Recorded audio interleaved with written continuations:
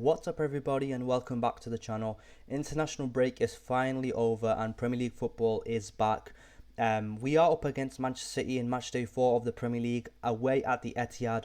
4:30 p.m. kickoff tomorrow. Manager is of course Pep Guardiola. So in terms of some head-to-head last season in the Premier League, Manchester United drew 0-0 in April 2025, but away from home at the Etihad, Manchester United won 2-1 in December 2025, courtesy of two late goals by Bruno Fernandes and Amad Diallo. So in terms of last season under Guardiola, Manchester City managed to finish third, so not a great season in terms of them previously. They finished third with 71 points. So they won a total of 21 games, drew 8 and lost 9. They scored a total of 72 goals, conceded 44 and had a goal difference of plus 28. So in terms of some insights for the match, let's get into some insights for the match. So Manchester City have won 5 of their last 8 Premier League matches against Manchester United, drawing 1 and losing 2, though they failed to win either game, drawing 1 and losing 1 last season for the first time since 2020-21. Manchester United have inflicted 25% of Pep Guardiola's total home Premier League defeats as Manchester City manager, with the Red Devils winning 4 times there against the Spaniard. They are looking for consecutive wins at the Etihad for the first time since March 2021. So since 2015-16, the home team has ended on the winning side in just 6 out of 20 Premier League meetings in the Manchester derby, drawing 4 and losing 10. Indeed, since then, the only Premier League fixture to see more away wins with 10 is Crystal Palace versus Liverpool, who've got 12. Manchester City have lost 2 of their first 3 Premier League matches for the first time since the 2004-05 campaign, winning only 1 game, while it is the fewest points with 3 ever collected by Pep Guardiola in his first 3 games of a season. The last time Manchester City lost 3 of the first 4 games was in 1995-96, a season they were eventually relegated. So Manchester United registered their 8th win in 30 Premier League matches under Ruben Amorim, drawing 7 and losing 15, thanks to their 3-2 win over newly promoted side Burnley on Matchday 3. Half of Amorim's wins have been against newly promoted sides, with the Portuguese manager holding just a 16% win ratio against sides not promoted to the division that campaign. So there's some insights for you. So in terms of Ruben Amorim, it's not looking good in terms of the Premier League record. Only 8 wins from 30 Premier League matches is nowhere near good enough, so hopefully that can improve. But in terms of some recent form for Manchester City, they did have a good opening day win against Wolves where they won 4-0. I watched that game and they looked pretty impressive, especially Reinders linking up really well. I think he got 2 assists that game, but after that they lost to Tottenham at the Etihad 2-0, courtesy of 2 defensive errors if I'm not mistaken. And then finally, just before the international break, they lost 2-1 to Brighton, which was another poor defeat by their standards. So yeah, in terms of some team news for Manchester City, John Stones, Bettinelli, O'Reilly, Savinio, Kovacic, Aït-Nouri, Mamouche and Cherki are all out with various injuries. But in terms of City's starting 11, this is how I think they're going to line up with Donnarumma in net, of course. He's coming in for James Trafford. I think Donnarumma is going to start ahead of James Trafford. And then a back 4 of Lewis, Kosanov, Diaz and Guardiola. Rodri making up, playing that sole pivot in the middle of the park. And then a midfield 4 of Bob, Silva, Reinders and Doku, and then finally Haaland up front. So in terms of City, how they like to play with possession, they're going to start off in a back 4, of course, but they are going to switch to that 3-2-5 possession shape. It starts off sometimes as a 4-3-3 on paper, and then the left back tucks in to form a back 3 alongside the 2 centre backs, while the right back, which has either been Nunes or Rico Lewis, inverts into midfield. The double pivot of either Nunes or Lewis alongside Rodri provides stability, allowing the front 5 of wingers and Haaland to all advance. They will push the midfielders into that front 5, stretching the pitch, overloading the channels. And alternatively, because they don't always play the same way, they would sometimes line up in a 4-2-2 when they are looking for a bit more central dominance, or they've occasionally gone with a midfield diamond, which is a 4-1-2-1-2 against a low block. So everything they do emphasizes on rotations over rigid lines. This season, Guardiola's approach remains possession dominant.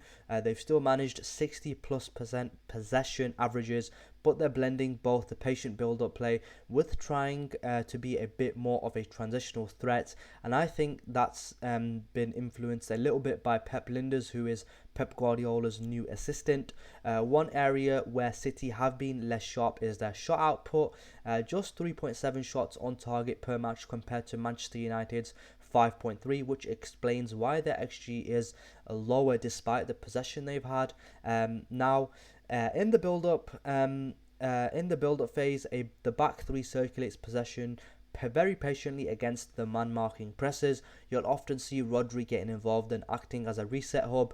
Ederson's successor, who could be Donnarumma but has been James Trafford in games this season, distributes the ball short to the centre-backs, and then they look for progression, getting on the turn and moving up the pitch. The goal is controlled entries into the middle third, trying to avoid turnovers.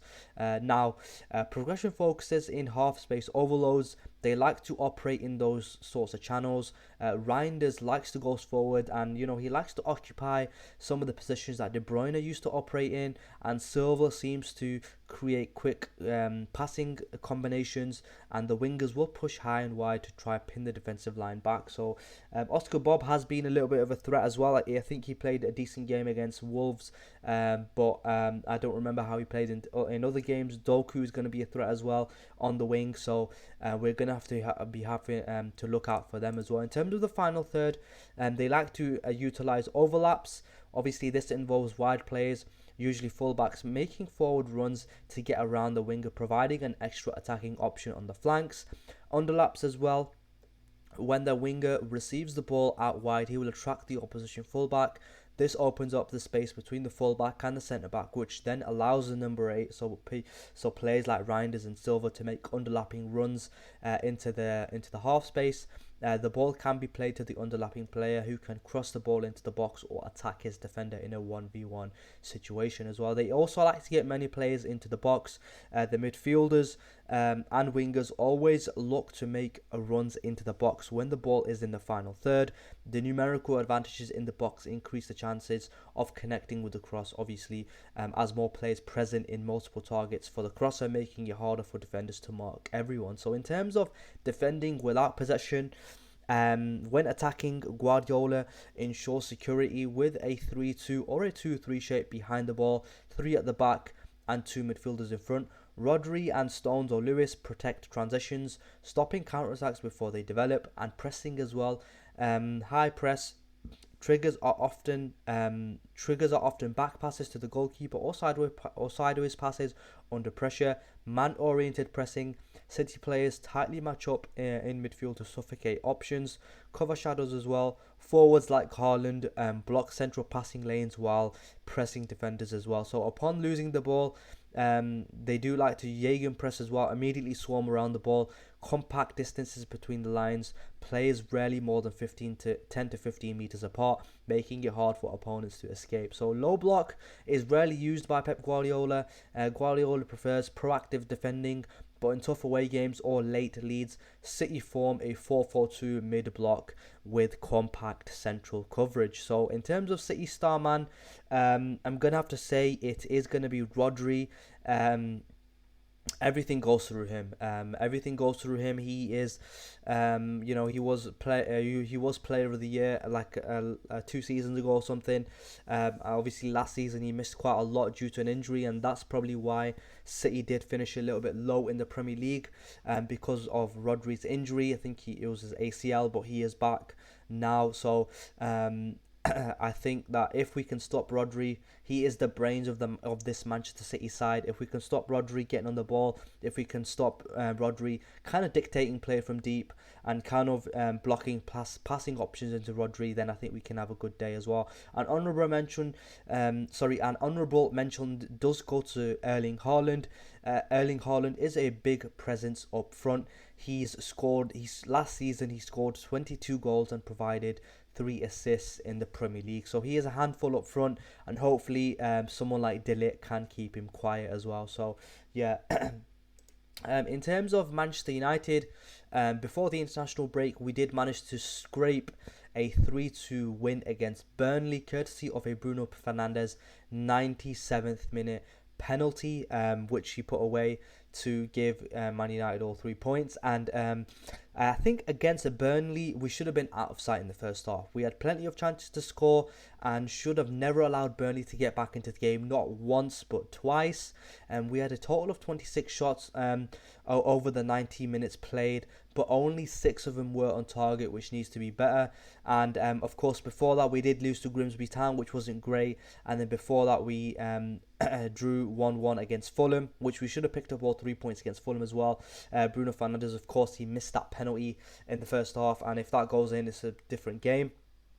And then, obviously, on the opening day of the season, we lost to Arsenal 1-0, which was a disappointing loss because I felt like as if we played pretty well that game and we deserved at least a point.